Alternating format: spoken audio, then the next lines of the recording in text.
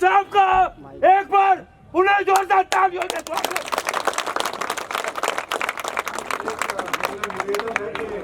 गाड़ी के सामने से अगर आप हट जाएंगे तो कनेक्शन इस माइक का आराम से पहुंच जाएगा। उसको नहीं चल प्लीज, ये महिलाएं प्लीज एक बार उसको उधर आ जाइए। ये बैठ जाएगा बीच में। भाई साहब आ जाओ, ये होना चाहिए बीच में। Thank you.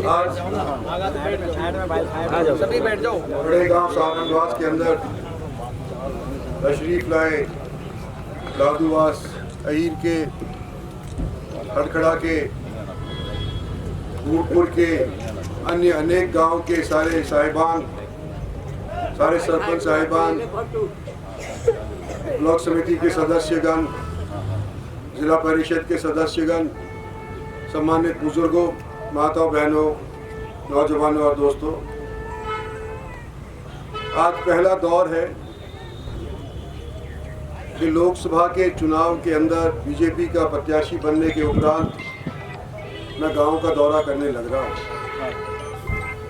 और आपके इन गांव से हमेशा मेरे को पूर्व समर्थन मिलता आया है और आज भी यही उम्मीद लेकर के आया हूं आपके बीच के अंदर कि जिस तरह से पिछले दिनों के अंदर आप लोगों ने 19 के अंदर, 24 के अंदर भारतीय जनता पार्टी का मेरा सहयोग किया था, उसी तौर के ऊपर इस बार भी मेरा सहयोग करेंगे, मेरी पार्टी का सहयोग करेंगे। पिछले बार अगर आप लोगों को याद हो कि बावल हल्का जिसके अंदर मेरा भी गांव पड़ता है, ये सबसे अव्वल वोट 90,000 वोट से मेरे को रेवाड़ी जिले से जिता करके भेजा था। लेकिन रेवाड़ी के साथ कंपटीशन, आज आपके गांव के अंदर आया हूं ये उम्मीद करते हुए कि जिस तरह से मेरा गांव हालांकि बावल के अंदर पड़ता है, लेकिन सारंगवास, लादूवास, खड़खड़ा के लोग उसी तरह से अपने आएंगे मेरे को, जैसे कि मैं रेवाड़ी का भी बाशिंदा रहने वाला। साथियों, भारत के अंदर सरकार तीसरी बार मोदी के नेतृत्व में बननी चाहिए। क्यों बननी चाहिए? कि पिछले दिनों के अंदर जो 10 साल के अंदर काम चाहे हरियाणा के अंदर हुआ हो, रेवाड़ी जिले के अंदर हुआ हो या देश के किसी अन्य कोने के अंदर हुआ हो, शायद उससे पहले वाली किसी भी सरकार ने इतना काम डेवलपमेंट का नहीं कराया।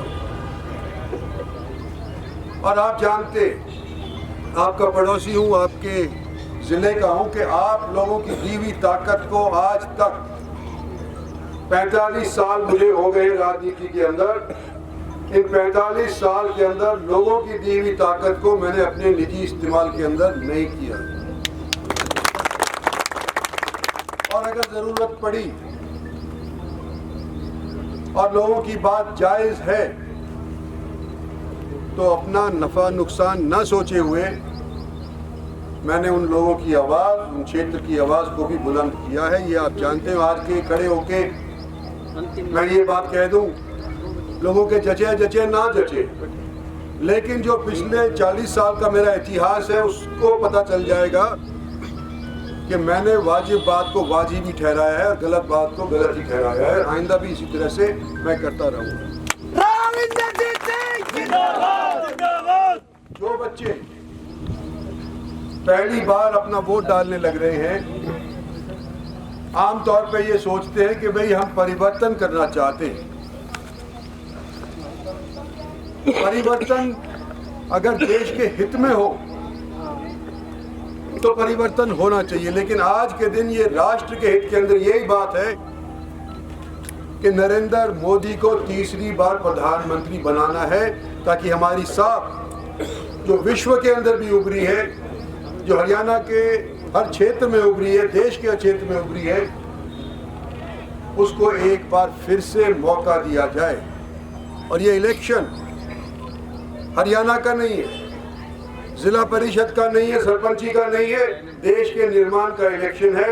इसलिए मैं नौजवानों से खास तौर पे कहना चाहता हूं कि अगर आप अपने देश को, डेवलप्ड देश, जब हमारी आज़ादी के 100 साल पूरे हो जाएंगे 2047 के अंदर, तो अगर आप अपने देश को एक विकसित देश बनाना चाहते हो तो अपने दादा, अपने पिताजी, अपने बुजुर्गों के हिसाब से ही आप अपना मत का इस्तेमाल करें और भारतीय जनता पार्टी को एक बार फिर से हरियाणा के अंदर और इस लोकसभा गुड़गांव के अंदर जिता करके यहाँ से भेजें। ये आपसे अपील है। धन्यवाद।